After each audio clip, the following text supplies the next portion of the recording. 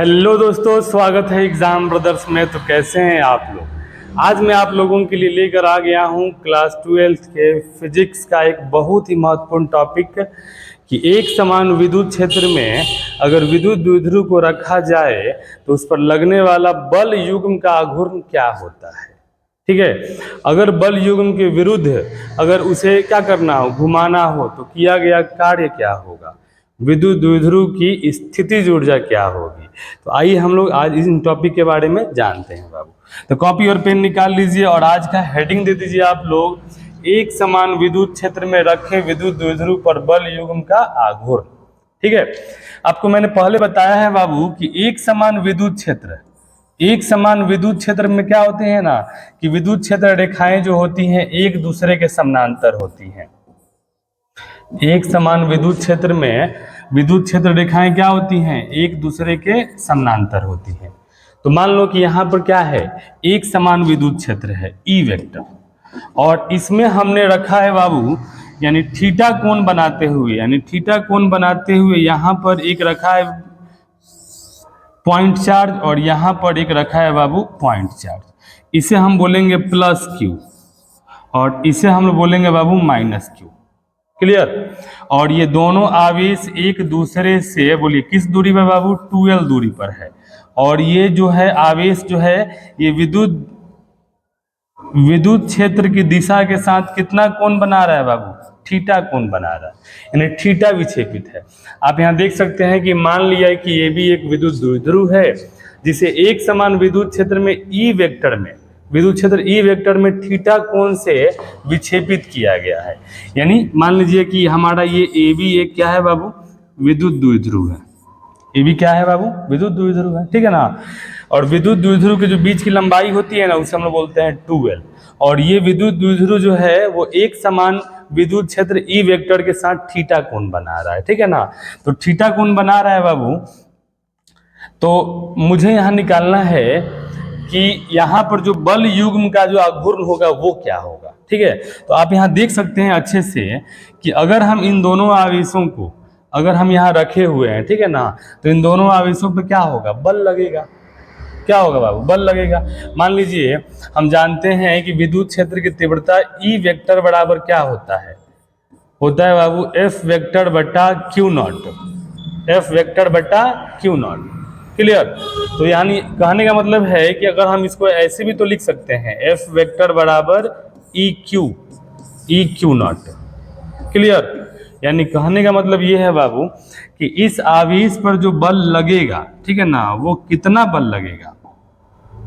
आप यहाँ देख सकते हैं कि इस आवेश पे जो बल लगेगा ये इधर लगेगा और कितने परिमाण का बल लगेगा बाबू, क्यू ई।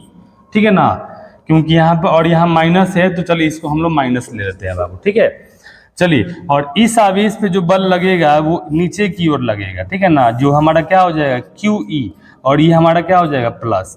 यानी F बराबर आपका इस आवेश पे बल लगेगा क्यू ई और इस आवेश पे बल लगेगा बाबू क्या, माइनस क्यू ई।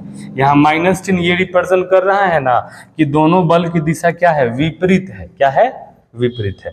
तो सोचो आप लोग कि इस विद्युत द्विध्रुव को एक बल ऐसे खींच रहा है, एक बल ऐसे खींच रहा है, तो विद्युत द्विध्रुव ऐसे होने का प्रयास करेगा कि नहीं करेगा, ऐसे होने का प्रयास करेगा कि नहीं करेगा, करेगा ना बाबू।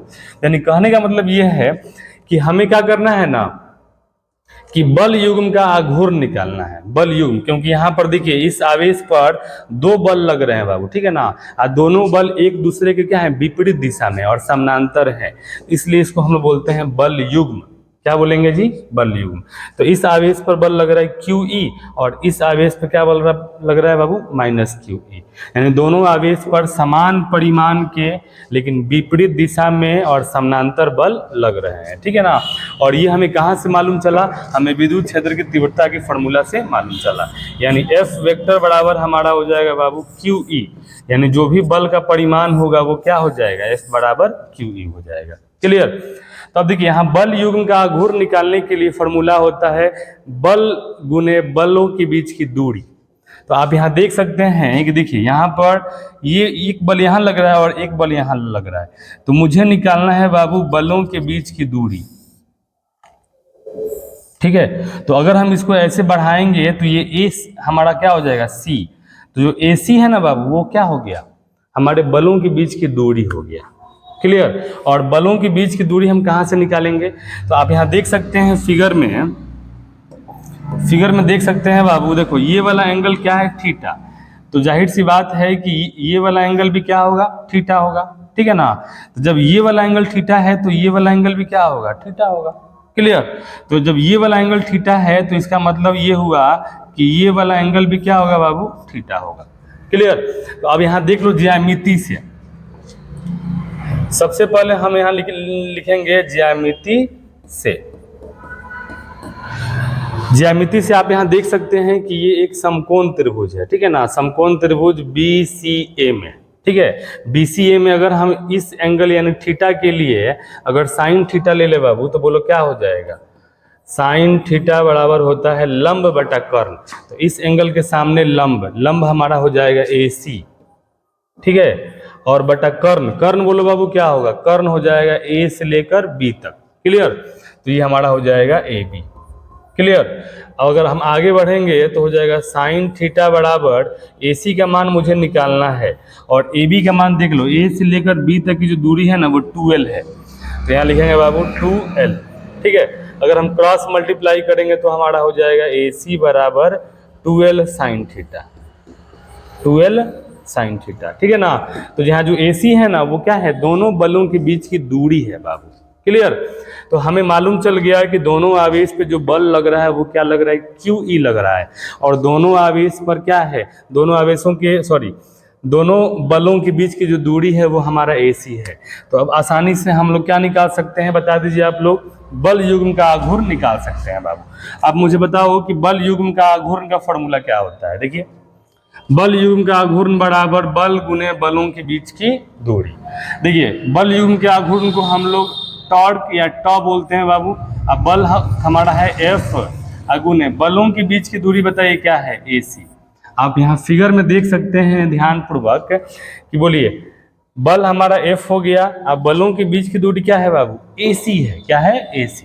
तो आसानी से हम यहाँ AC लिख सकते हैं। बोलिए टॉर्क बराबर क्या हो जाएगा, बता दो। F का मान है बाबू QE, अगुने AC का मान देखो अच्छे से, AC का मान है 2L साइन थीटा। तो ये हमारा हो जाएगा, बोलो क्या, 2L साइन थीटा।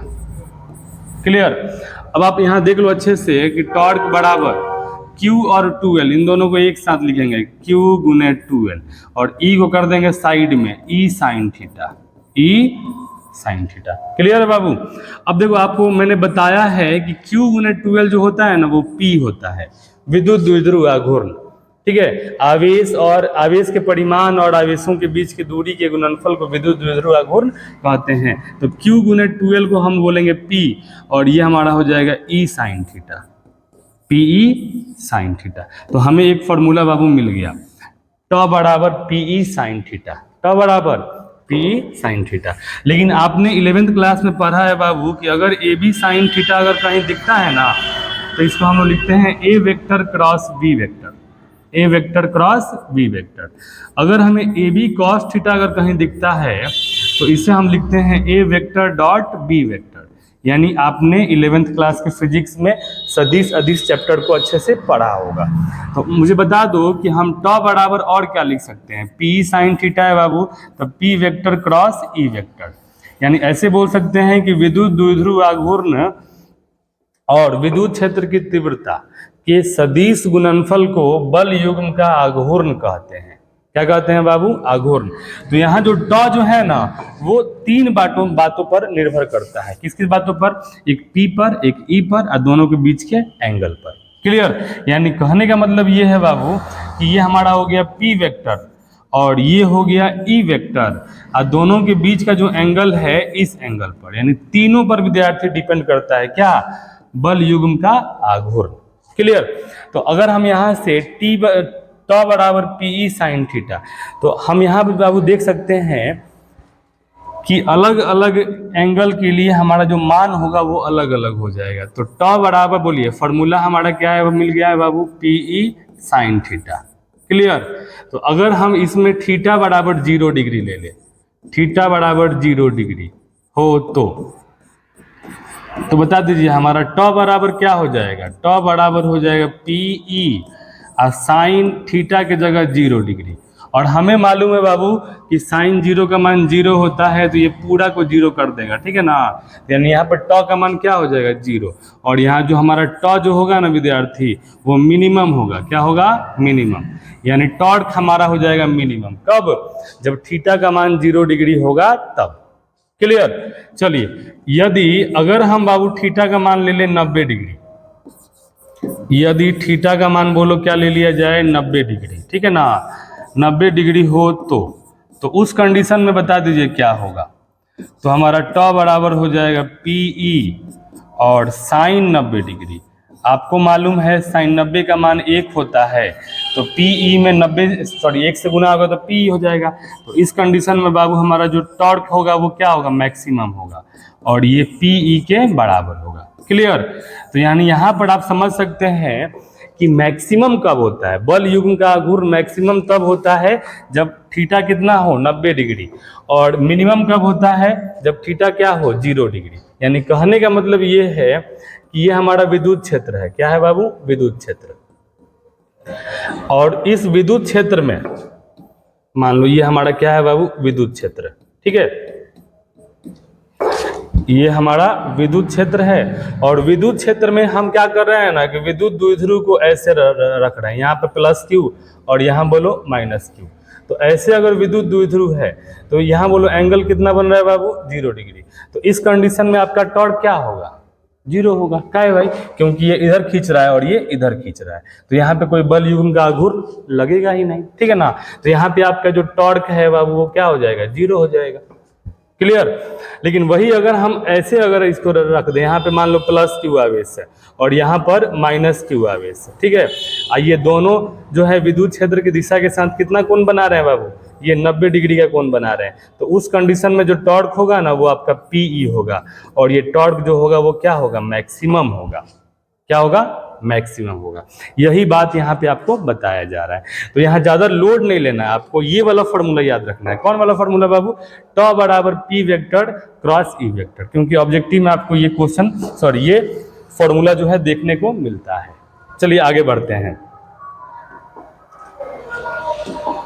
देखिए अगला हमारा कह रहा है ना कि एक समान विद्युत क्षेत्र में विद्युत द्विध्रुव को घुमाने में किया गया कार्य बता दो। यानी कहने का मतलब यह है ना बाबू कि हमारा फिगर यही रहेगा ज्यों के त्यों। कह रहा है कि इसको यानी विद्युत द्विध्रुव को, ठीक है ना, घुमाने में, जैसे मान लीजिए ये क्या कर रहा है, ये ऐसे खींच रहा है, ये ऐसे खींच रहा है, ठीक है ना। तो विद्युत द्विध्रुव ऐसे हो रहा है, ऐसे हो रहा है, लेकिन हमें क्या करना है, इसको ऐसे लाना है, ऐसे लाना है बाबू, ठीक है ना। विद्युत देखिए यहाँ पर विद्युत द्विध्रुव जो है ना वो ऐसे हो रहा है, ऐसे हो रहा है, लेकिन हमें क्या करना है, इसको ऐसे लाना है। तो ऐसे लाने में हमें अलग से कार्य करना पड़ेगा, और जब हम कार्य करेंगे तो कितना कार्य करेंगे भाई। तो यहाँ कह रहा है कि यदि विद्युत द्विध्रुव को विद्युत क्षेत्र में बल युग्म के विरुद्ध, यानी बल युग्म के विरुद्ध d थीटा घुमाने में dw कार्य किया जाए तो यहाँ पे आप मुझे बता दो कि कार्य बराबर क्या होता है। देखिए 11th क्लास में हमने पढ़ा है बाबू, कार्य बराबर होता है बल गुने विस्थापन, लेकिन यहाँ पर बल नहीं, बल युग्म का आघूर्ण, बल युग्म का आघूर्ण, ठीक है। और यहाँ हो जाएगा बाबू कोणीय विस्थापन। क्या होगा, कोणीय विस्थापन, केवल विस्थापन नहीं। बोलिए कौन सा विस्थापन, कोणीय विस्थापन। क्लियर। तो यहाँ पर आप समझ लीजिए कि कार्य बराबर हमारा हो जाएगा बल युग्म का आघूर्ण गुने कोणीय विस्थापन। तो कार्य को हम लोग बोलिए, कह रहा है कि d थीटा घुमाने में dw कार्य किया जाए, तो कार्य हमारा है dw बराबर बल युग्म हमारा काम कर रहा है टॉ गुने कोणीय विस्थापन, बोलो क्या है बाबू, d थीटा। क्लियर। अब ज्यादा लोड नहीं लेना है कि यहाँ लिखेंगे dw बराबर, और टॉर्क का मान बोलिए क्या होता है बाबू, P sine theta, P sine theta, और d थीटा है तो d थीटा। क्लियर। देखिए जब भी अगर dw अगर मालूम है ना बाबू, और मुझे यहाँ से पूरा कार्य निकालना है, w का मान निकालना है, तो यहाँ लिखेंगे दोनों तरफ समाकलन करने पर, दोनों तरफ समाकलन करने पर, ठीक है। समाकलन आपको अगर नहीं आता है तो मैंने YouTube चैनल पर समाकलन का एक वीडियो डाला हुआ है, उसको जाके आप अच्छे से देख लीजिएगा। देखिए यहाँ पे हमारा इंटीग्रल हो जाएगा dw और बराबर यहाँ हो जाएगा integral PE sine theta, PE sine theta D theta. लेकिन यहाँ पर बाबू देखो, यहाँ पर क्या है ना कि थीटा जो होगा ना वो हमारा 0 से लेके कहाँ तक जाएगा बाबू, थीटा तक जाएगा, 0 से लेके थीटा तक। क्लियर? क्योंकि हमें 0 से लेकर थीटा तक घुमाना पड़ेगा। ठीक है, आइए अब इसको सॉल्व करते हैं। देखिए यहाँ पे आप लोग अच्छे से, तो बोलिए dw का क्या हो जाएगा, dw का समाकलन हो जाएगा w बराबर, यहाँ पर देखिए PE जो है ना वो अचर पद है, तो PE आपका आ गया बाहर, और यहाँ बच गया बाबू इंटीग्रल 0 से थीटा, और यहाँ बच गया sine theta D theta. Clear? चलिए आगे बढ़ते हैं। W बराबर PE, आप मुझे बता दो कि इंटीग्रल साइन थीटा यानी साइन का इंटीग्रेशन क्या होता है, तो साइन का इंटीग्रेशन होता है बाबू माइनस कॉस थीटा। अगर आपने मैथमेटिकल टूल का वीडियो नहीं देखा है तो जाकर जरूर देख लीजिए। 0 से बोलिए कहाँ तक, थीटा तक। अब देखिए W बराबर ये तो PE ठीक है, PE, और यहाँ पर क्या करना है ना कि माइनस कॉस थीटा को माइनस कॉस थीटा की जगह पहले थीटा रखिए, ठीक है, और फिर ये फार्मूला का माइनस, और फिर माइनस हो जाएगा कॉस, अब की बार थीटा की जगह 0 रखना है तो 0। क्लियर? यानी आपको देखना ही पड़ेगा, ठीक है ना समाकलन वाला बाबू। चलो फिर से मैं बताता हूँ, यहाँ पर देखो कॉस थीटा, थीटा की जगह थीटा रखना है, फिर माइनस ये फार्मूला का माइनस, फिर ये माइनस कॉस, और थीटा की जगह 0 तो 0। क्लियर? चलिए आगे बढ़ते हैं, तो हो जाएगा W बराबर PE, देखो ये हो जाएगा माइनस कॉस थीटा, अब माइनस माइनस बोलिए क्या हो जाएगा प्लस, और कॉस 0 का मान क्या होता है बाबू, 1 होता है, तो हमारा क्या हो जाएगा बता दीजिए। W बराबर ये हो जाएगा PE, इसको अगर अच्छे से लिखेंगे, ठीक है ना, देखिए माइनस कॉस थीटा प्लस 1 है, तो 1 माइनस कॉस थीटा इसको लिख सकते हैं बाबू, ठीक है ना, तो ये हमारा हो जाएगा 1 माइनस कॉस थीटा। क्लियर? तो यानी कहने का मतलब ये है ना कि उसे यानी बल युग्म के विरुद्ध घुमाने में जो किया गया कार्य है वो W बराबर क्या हो जाएगा, W बराबर हमारा हो जाएगा बाबू PE 1 माइनस कॉस थीटा।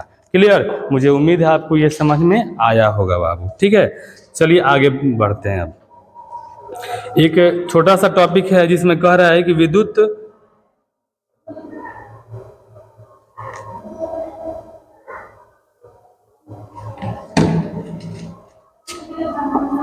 हाँ चलिए देखिए अगला टॉपिक हमारा कह रहा है कि एक समान विद्युत क्षेत्र में विद्युत द्विध्रुव की स्थितिज ऊर्जा। देखिए विद्युत द्विध्रुव की स्थितिज ऊर्जा जो होगी ना बाबू, ठीक है ना, वो हमारा हो जाएगा परिभाषा से EP बराबर ये हो जाएगा इंटीग्रल π/2 से थीटा, π/2 से थीटा, और ये हमारा हो जाएगा torque D theta, torque D theta. Clear बाबू? चलिए अब इसी को हमें क्या कर देना है, सॉल्व कर देना है। तो EP बराबर देखिए इंटीग्रल π/2 से थीटा, और टॉर्क का मान बोलो क्या होता है, PE sine theta, PE sine theta, और ये हमारा हो जाएगा डी थीटा। क्लियर? अब देखो यहाँ से जो अचर पद है ना बाबू उसको बाहर कर दो, तो अचर पद हमारा PE हो जाएगा, और यहाँ साइन थीटा का होता है बाबू क्या, माइनस कॉस थीटा, तो माइनस कॉस थीटा कहाँ से कहाँ तक, π/2 से थीटा तक। ठीक है, तो अभी मैंने आपको बताया कि लिमिट कैसे पुट किया जाता है। तो बोलो EP बराबर हो जाएगा, ये माइनस को एक काम करो बाहर कर दो, ठीक है ना, तो माइनस को बाहर करेंगे तो हो जाएगा माइनस PE। हाँ इसमें आपको क्या करना है ना कि थीटा की जगह पहले थीटा पुट करना है, तो हो जाएगा कॉस थीटा, और फिर माइनस कॉस थीटा की जगह बोलो क्या बाबू, π/2। तो बोलो EP बराबर क्या हो जाएगा बाबू, ये हो जाएगा माइनस PE, ये कॉस थीटा, कॉस 90 का मान क्या होता है, कॉस π/2 मतलब 90, कॉस 90 का मान होता है 0। क्या होता है बाबू, 0। तो बोलो EP बराबर क्या होगा जी, EP बराबर हो जाएगा माइनस PE कॉस थीटा। यही हमारा क्या होगा जी, ये स्थितिज ऊर्जा होगा बाबू। क्या होगा, स्थितिज ऊर्जा, ठीक है ना। तो यहाँ लिखेंगे इसलिए स्थितिज ऊर्जा EP बराबर बोलिए क्या, minus PE cos theta. Clear? तो आज हम लोगों ने देखा बाबू, क्या देखा बता दो आप मुझे। आज हम लोगों ने देखा कि अगर एक समान विद्युत क्षेत्र में अगर विद्युत द्विध्रुव रखा जाता है तो उस पर लगने वाला बल युग्म का आघूर्ण क्या होता है। तो बल युग्म का आघूर्ण पीई साइन थीटा होता है। क्या होता है बाबू? PE sine theta. और इसी को हम लोग P vector cross E vector भी लिखते हैं। क्लियर? देखिए, उसे बल युग्म के विरुद्ध घुमाने में किया गया कार्य बराबर क्या हो जाएगा? तो W बराबर पीई 1 माइनस कॉस थीटा हो जाएगा, 1 माइनस कॉस थीटा। और स्थितिज ऊर्जा क्या होगा? तो EP बराबर हो जाएगा minus PE cos theta, minus PE cos theta. तो ये तीनों जो फॉर्मूले हैं आपके एग्जाम के पॉइंट ऑफ व्यू से बहुत इंपॉर्टेंट है बाबू। ठीक है, आपको एग्जाम में ये तीनों फॉर्मूले देखने को मिलते हैं। ठीक है, तो मुझे उम्मीद है आपको ये टॉपिक समझ में आया होगा। चैनल पे नए हैं तो इसे अपने दोस्तों में शेयर करें, और वीडियो अगर अच्छा लगा है तो इसे लाइक करें, कमेंट करें। थैंक यू, धन्यवाद।